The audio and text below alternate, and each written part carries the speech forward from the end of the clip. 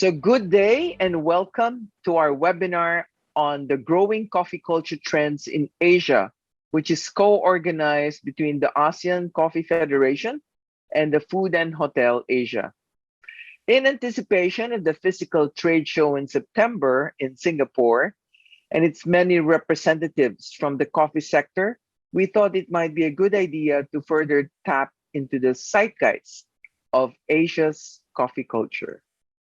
As you very well know, coffee is about more than disposable incomes and caffeine addictions. It is a cultural phenomenon as well, wrapped up in a long legacy of colonialism and imported Western influence from Meiji Japan to colonial Vietnam to Dutch coffee plantations in Sumatra.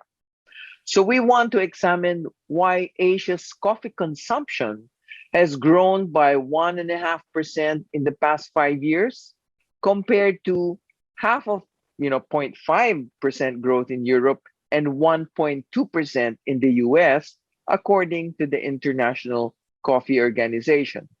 Is the region turning into the coffee world's soon-to-be center of gravity? Traditionally, a tea-drinking region, Asia's growing coffee consumption is largely driven by the rise of a middle class that is keen to try anything trendy. During today's webinar, Growing the Asian Brew from Coffee, COVID, and Local Cultures, we hope you will be able to learn about the influence of specialty coffee shops and the increasing appeal of fresh coffee in the region. We look at Indonesia and Vietnam in particular, as both are major exporters, but increasingly turning into local consumers. We will look at opportunities and business in Vietnam's, Indonesia's, and even the Philippines' value chains. We will look into Vietnam's crimson cherry renaissance and the impact of COVID into local markets and opportunities for coffee shops despite rising prices and lower outputs. We'll also look at sustaining local coffee traditions and the impact of new consumers. So here today to discuss these and more we have from Vietnam, Mr. Elvis Lay. Elvis, Director of Marketing and Business Development of Vina Natang. So if we can have your video, Elvis. We also have Mike Hughes. Yes, hello, Elvis, welcome. Mike Hughes, the Head of Research and Insight of MMCG Gurus, zooming in from Manchester, England. We have Leo Wiriajaja, co-owner of Leo's Organic Coffee, zooming in from his coffee farm in Simalungun, Sumatra. And Leo is also the head of farmers training and education of the Specialty Coffee Association of Indonesia. And myself, I am Pasito Juan. I'm the chair and president of the Philippine Coffee Board and the second vice president of the ASEAN Coffee Federation. So welcome everyone, and I hope that we can share something with our coffee lovers and caffeinated audience. So in order to frame our discussion, I'd like to ask Mike to give us an overview of what the current coffee trends look like in Asia. So the floor is yours, Mike. Thank you very much. I'm just going to share my screen.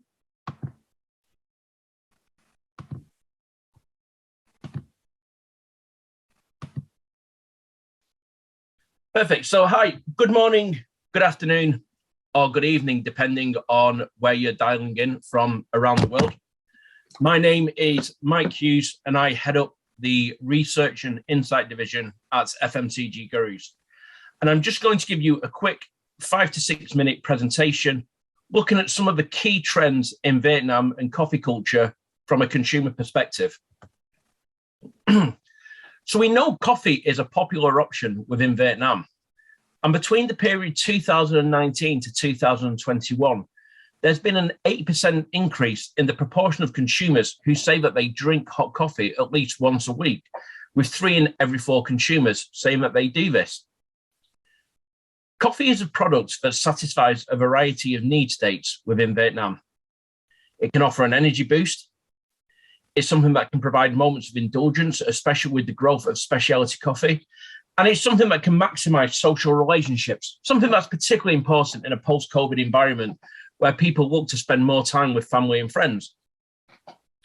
We know that there's an opportunity for coffee shops in Vietnam to push the boundaries of premium within the coffee markets and offer new and innovative products. 76% of consumers in Vietnam say that they find the concept of specialty coffee appealing within the food service sector. Moreover, research conducted last month showed that there had been a 15% increase in the proportion of people who said that they were making more numbers of trips to food service outlets in the last month. So to show, the food service sector in Vietnam is returning to normality, coffee culture is booming, and consumers want new and exciting products to capitalize on this. Now, there are 3 factors driving demand for premium coffee in Vietnam from a consumer perspective. Firstly, a growing middle class. Now, it's important not to overestimate the spending power of many consumers in Vietnam, and sometimes misconceptions can exist towards a middle class demographic in Asia. Nevertheless, 54% of consumers in Vietnam say that they're happy with their financial situation, implying that they have money for non-essential and indulgent moments. An increased focus on experience. A total of 56% of consumers in Vietnam say they've become more experimental with their choice of products in the last 5 years, showing the continued influence of westernization, exposure to more products, and consumers deeming themselves more sophisticated and experimental. And finally, shifting priorities. 31% of consumers in Vietnam have looked to improve their mental well-being in the last 2 years. Across the globe, we've seen a high level of uncertainty, which has resulted in consumers feeling stressed more, having poor sleep health. And as a result, they've stepped back from the pressures of everyday life and reprioritizing what's important to them. That involves spending time socializing with loved ones, something which the food service sector in Vietnam can capitalize on. Now, consumers want maximum care and reassurance that maximum care and attention has gone into formulation. And we asked consumers in Vietnam who drank hot coffee, what do you think makes a product more premium? The first and third answer was 100% natural production and products being free from additives. This shows that consumers want real and authentic ingredients. They want ingredients that they do not deem detrimental to themselves or the wider environment, ingredients that are fully natural. We also know that consumers like new and novel flavors that offer a genuine, and this is something that can also be extended to other things such as novel settings within the food service sector or novel serving suggestions, the whole thing that makes the occasion a genuine experience. Now, aligning with a variety of need states and authenticity of storytelling is something that will increase willingness to pay a premium. And I think as consumers seek out more premium offerings, it's really important to highlight the heritage behind the product, the story that it was formulated, how maximum care and attention has gone into product formulation to show consumers that this product not only offers good value for money, but a genuine experience. We also asked consumers why they liked experimental flavors, and it showed that this is often as a form of self-expression and something that's particularly important in an era when consumers are regularly blogging about blogging about food and drink and uploading pictures onto social media. Consumers are exposed to more products than ever before. They also have greater levels of disposable income than ever before, meaning consumers are becoming more demanding of the products that they purchase. Moreover, particularly a younger demographic want products that they feel reflect their good taste and sophistication. They like to try new flavors from around the world. They deem themselves adventurous and want to try new products. They like products that stand out from a crowd and offer something different. And this is often as a form of self-expression, consumers wanting to project their good taste and sophistication onto others and believing that the products that they turn to is a good way to do this. And this shows that there's scope to introduce coffee cultures from around the world into the Vietnamese food service sector. Again, when doing this, storytelling is important to offer that genuine experience. And finally, consumers want products that are good for them and good for the planet. We asked consumers what claims do they find appealing when seeking out hot coffee products. Consumers want functional claims, supporting the immune system, containing probiotics. We know over the last couple of years, consumers have reevaluated their health in a way that previous generations haven't done. So if a product has a functional offering, being herbs and botanicals or supporting the immune systems, some of those active claims, it'll really appeal to consumers because the product not only tastes good, but offers that convenient health benefit. Consumers also want reassurance around sustainably sourced ingredients. We know consumers are concerned about the planet. They're concerned about damage done may be irreversible, something that impacts quality of life for current and future generations. And often they can see big businesses as being responsible for environmental damage. This means that they're seeking out brands that they deem environmentally friendly and that they want products that reflect their attitudes and outlook on life, meaning that coffee brands need to demonstrate that they're green and clean, promoting health credentials and sustainability credentials. At the same time, and I think this is really important to highlight on before we go into the debate, it's important that coffee shop outlets do not over-promote health and sustainability credentials at the expense of sensory appeal. Indeed, it's very much this taste, experimentation, and experience that is driving the market. So that concludes my presentation today. Thank you very much for listening.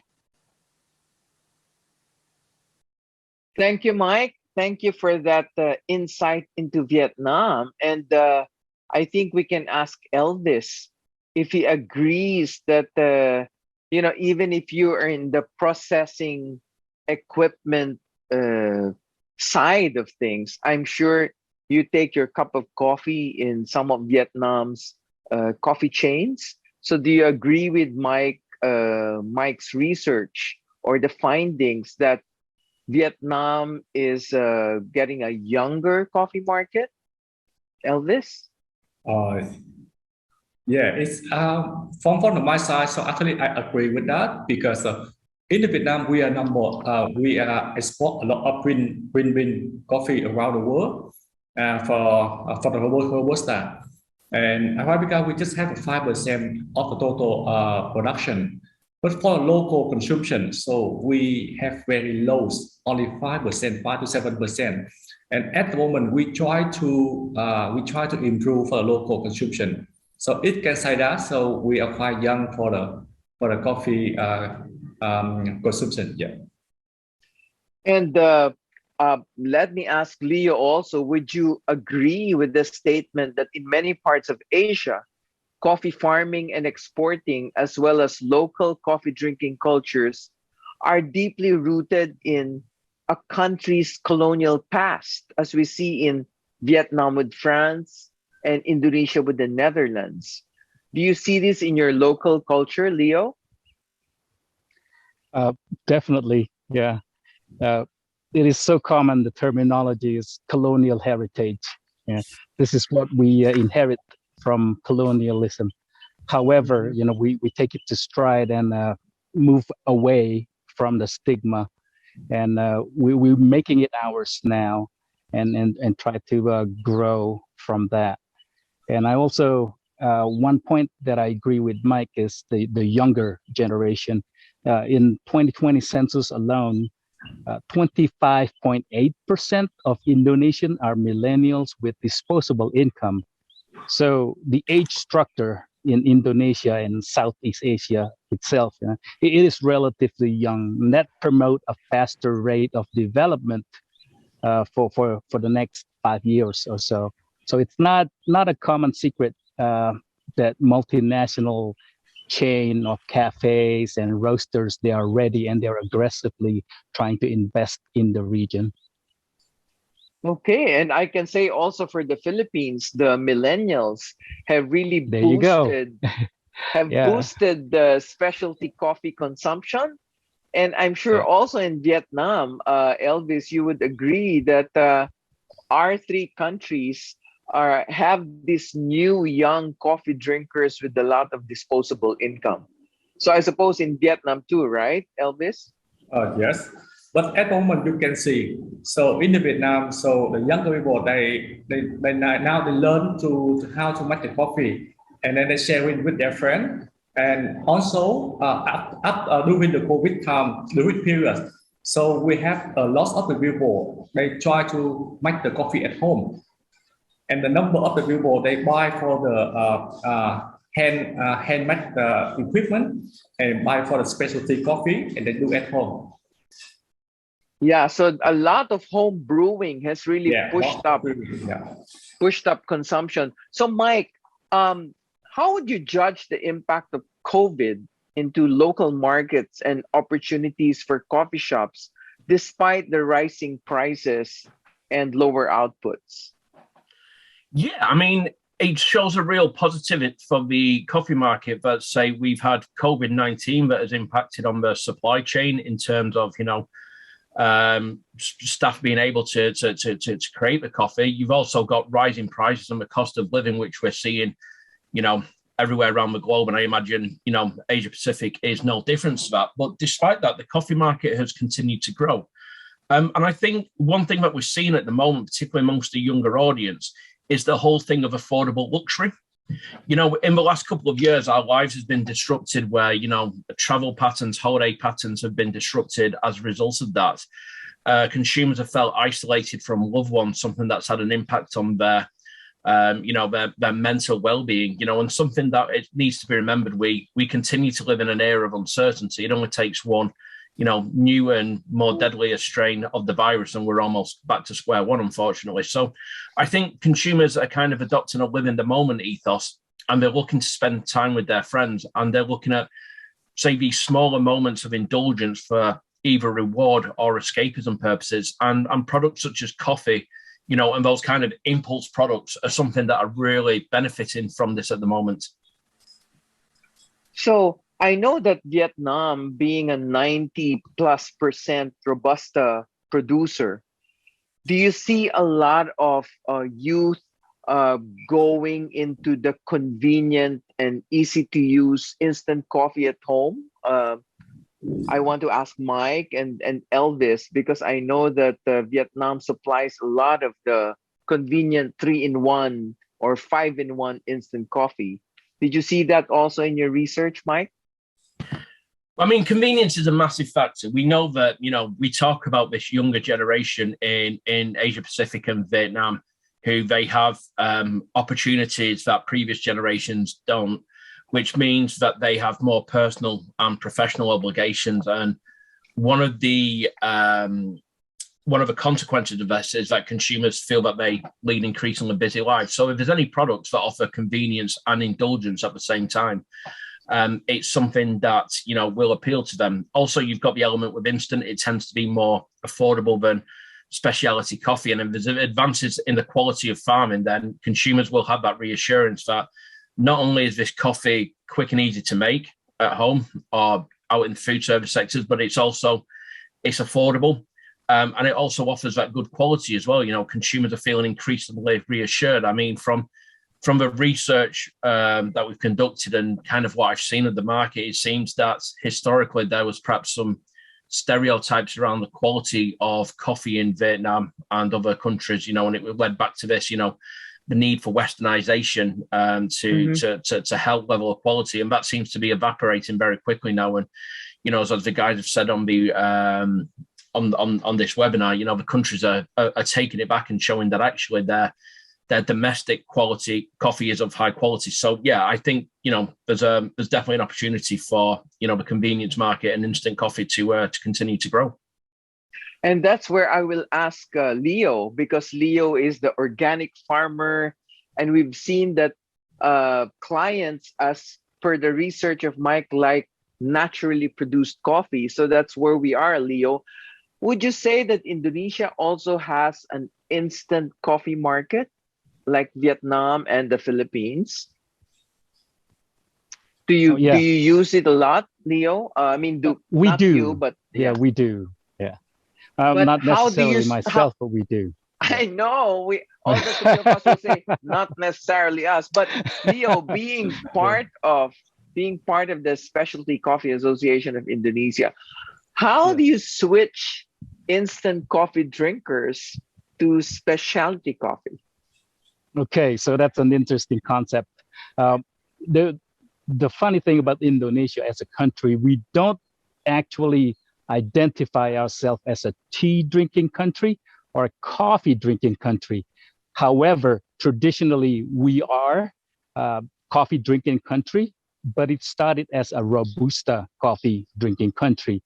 And then in the 80s, there's a push on the instant coffee, everything's instant. And when I first moved to the region, people still associate instant coffee because there are so many advertisements on TV, on radio, and it's convenient. They associate that. This is specialty coffee.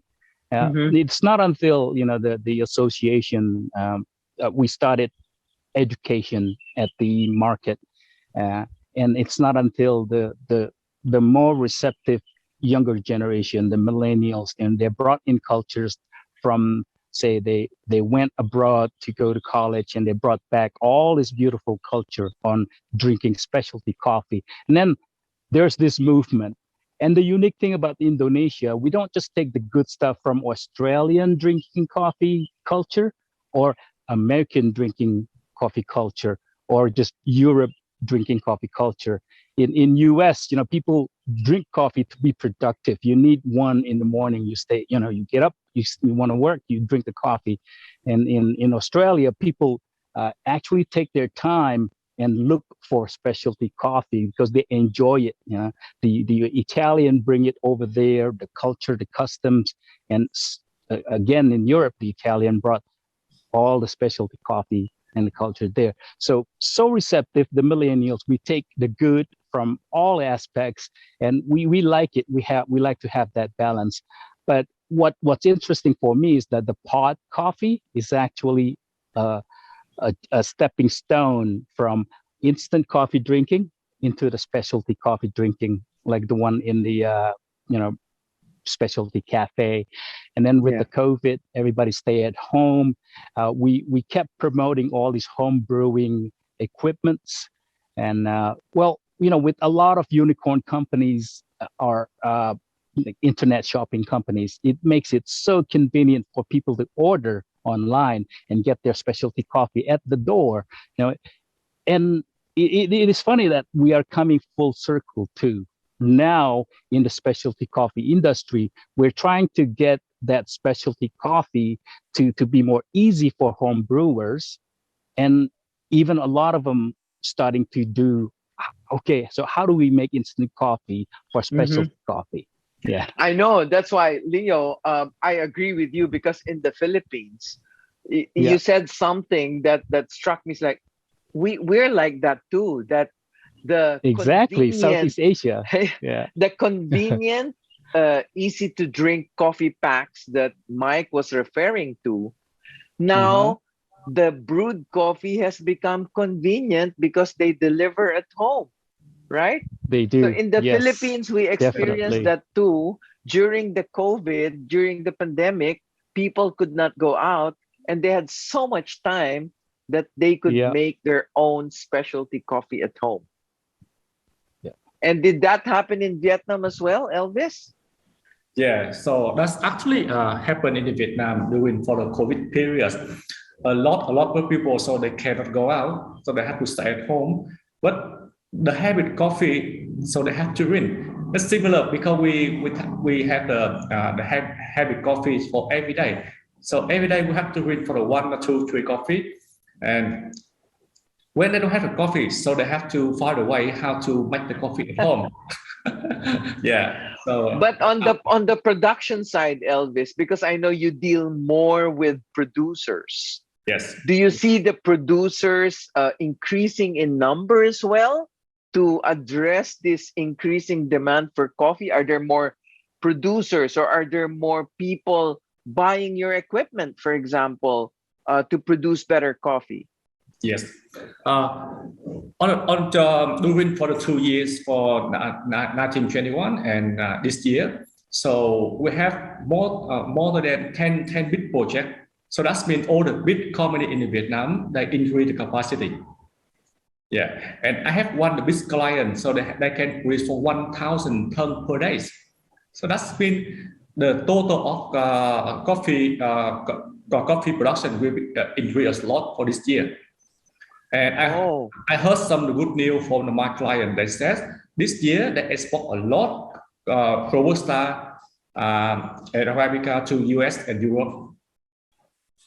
Yes, I think you have a lot of nice ambassadors in US and Europe for Vietnamese coffee. Yes, yeah. And for Indonesia, I want to talk now about since we've agreed with Mike on the youth becoming the ones who will drink more coffee, and we agree with that in our three countries. I think our biggest supporter is social media because everybody is putting coffee in their Instagram posts, in the Facebook posts. And I think that every roaster is now able to advertise without the need for a lot of money. Do you agree with that, Leo? In Indonesia, for example, are there more players now in the roast and ground and specialty category? Oh yeah, definitely. And like you said, the role of social media has really uh, been instrumental in the development of specialty coffee market in the segment. Uh, like myself and my wife, now our company, we had to be creative when the pandemic hit. We did have our own web shop. However, the traffic, you wouldn't believe the traffic once the lockdown started. And we saw a huge increase of traffic in our website in the shop. And just through social media, we can get people, keep them interaction, really keep them promoting them. And like you said, for minimal budget, practically, right? Virtually nothing. And not just us, everywhere, different companies, different cafes, even big companies, they're promoting their social media account. And every company has a social media manager, I think now, Yeah, practically, right? Yeah, they that's hire a right. social media manager. Yeah, It's like before only big manufacturers could come out on TV, but now every other company that has 3 bags of coffee can actually sell coffee exactly. online. Yeah, So and you can even look for smaller producer and connect that way through that's WhatsApp. right. Yeah. Yeah, So and Mike, did it figure in your research also about how Vietnam is becoming more of a specialty market? Are they instead of just convenient 3-in-1 coffee sachets, are they also seeing coffee shops, a coffee culture developing, Mike? Yeah, I think it showed that it's not just the quantity of coffee consumption occasions increasing across Asia; it's also the quality. And something that we've just mentioned before about younger people and social media. You look at an age now where people are blogging on a regular basis; they're uploading selfies several times a day. They have a variety of social media channels. The experience and the visual design of these products. Consumers want that overall experience. They want something that not just tastes good, but looks good. So it's not just a functional product that's, it's convenient, it's 3-in-1, they can make it quick and easy and affordable. It needs to be that visual element of appeal so that they can show with their family and friends, what they've been doing, and coffee becomes, say, part of that life where it doesn't, it becomes almost a status symbol as opposed to something that, is just satisfying thirst or providing an energy boost. It's about showing that actually, I picked this specialty coffee. It shows my good taste and sophistication, and I can project that onto friends. So I think, yeah, what we're definitely seeing is this isn't just a case of, consumers feel tired, they feel fatigued a lot, so they turn into drinks because they've got caffeine in them. This is the quality of the occasion is growing as well as the quantity. Okay, thank you. And now I want to ask these two gentlemen again, Leo and Elvis, who come from the coffee growing countries. Is there room for an ASEAN brand of coffee chain? Because, all the coffee chains that come to our shores or come to our countries are all Western. So do you think there is something coming in the very near future of a big ASEAN coffee chain that will now go across the waters? Elvis, would you like to take a stab at that question? Yeah, this is my dream too, because At the It's your moment, dream. yeah, Okay. my dream too. Because at the moment in the Vietnam, so a lot of company for the big farmer and small farmer. So they start to produce for the fine robusta.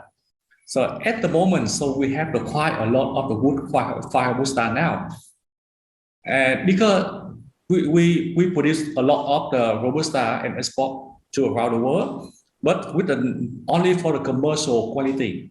And the things we have the thing we have the good benefits from the coffee not much. So that's the reason why so all the farmer they join the plan and they want to make for the fire robusta and they want to sell for the higher price. Yeah. So Vietnam farmers are getting conscious about fine Robusta now, and Robusta will no longer be considered the other coffee that goes to instant, but it is a coffee that can stand on its own. Correct, Elvis? Yeah. Okay. That's right. Yeah. So what does Leo have to say about that? Do we have an ASEAN brand coming from Sumatra or Simalungun, Leo? Not necessarily from Simalungun or Sumatra. However, in the country for the past decade, there's been numerous local market share has been really been healthy, captured by the local chain, and not just at the cafe section, but also at the roaster chain. So I do see with the injection of capital from venture capitals like as big as Alibaba, with all these new unicorn companies, all these coffee companies, cafes, and chain in Indonesia would grow at least, reaching Southeast Asian market, and then who knows, global sometime in the near future. And it is interesting, as Elvis said, there's been lately a spotlight with the fine robusta, not just in highly acclaimed Arabica coffee, but there's been a push on the fine robusta production, and I like that. It's encouraging. To tell you the truth, the market keeps growing, the demand keeps growing, yet the supply is very limited. So if the specialty Arabica market can be complemented with the fine Robusta market, then the global market would be that much more healthier, and it would just be better news for coffee growing countries like Indonesia and Vietnam, who are heavily into Robusta and fine Robusta. And thank you, Leo. And Philippines, I will include the Philippines. Thank you. Exactly. Because we parallel Vietnam, albeit on a very, very small scale, that we produce about 90% Robusta too. Robusta. But we are also now paying top dollar, paying higher prices for coffees that are fine Robusta, that grade well, and coffees that are traceable. So I think all this interest in coffee, and while the supply is really teetering, I think that we're getting better coffee altogether. So I hope that we hope, and I hope that's something that Mike in his next presentation will be able to get data on, in that ASEAN coffee will definitely be out there with better Robusta, better Arabica, and better Liberica even, because Liberica is making a comeback after all these years. Yes. And I think Mike is nodding because he sees some developments in the coffee sector, especially in the specialty coffee part. And so I'm sure that our visitors to Food and Hotel Asia will learn more and will discover more about Vietnam, Indonesia, and the Philippines. So before we say goodbye, I wanted to ask one final question to all of you. And what do you think is the future for Asian, or let's be specific, for ASEAN coffee? Mike first. Yeah, I think it's a great question. I'd say, well, the good thing is the future looks very optimistic.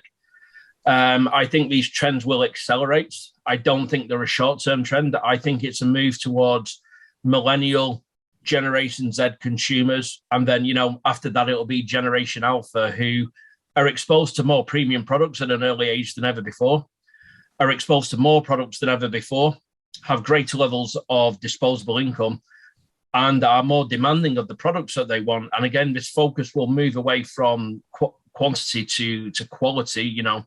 Products will need to offer that genuine experience. They'll need to be made with real and authentic ingredients. They'll need to be traceable. They'll need to, help facilitate those social connections. And I think, we'll see two things. Obviously, there'll always be that influence of westernization within the Asia Pacific markets. But I think what I would expect to see is a lot of the domestic brands coming into their own and showing, look, we can make these good quality products, either in instant or specialty. Thank you, Mike. That gives us so much hope. Thank you for your optimistic prediction. And Elvis, what do you see is the future of Asian coffee? It's a very interesting question. So from my experience, so I think in the future, so Asian coffee will have very big chance to come to for the Europe or the US more and more. Because at the moment, so the farmer, they know how to plan for the coffee and improve the quality, and they also invest a lot for the equipment. So with the good equipment and good processing, so they can produce for the better win-win and better quality. And definitely that's good business for you, Elvis, Yeah, because they need to process better. Yeah, I get that.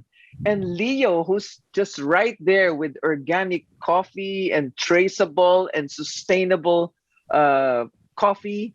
Leo, do I hear more optimism from you for Asian coffee? Yes, I'm very optimistic. I was recently in an event with 30 other coffee leaders in the industry, and we were given a specific question. What do you think would be a farmer 25 years from now? What would that farmer look like if he or she were to be successful? And just from that one question, you see the consensus throughout the industry, across the industry, different actors along the value chain. The sustainability for us across the board is really to emphasize on the sustainability of the farmer, the smallholder coffee farmers.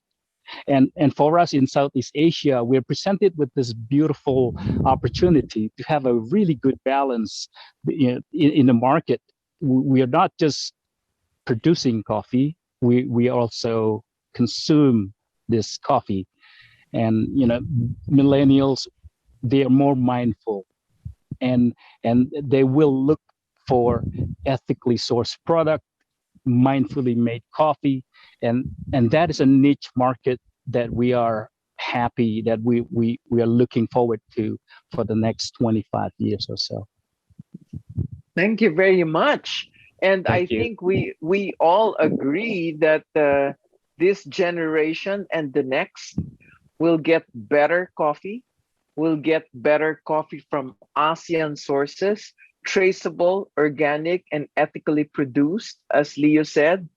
And so that's good business for Elvis, for Leo, and I hope for us too in the Philippines.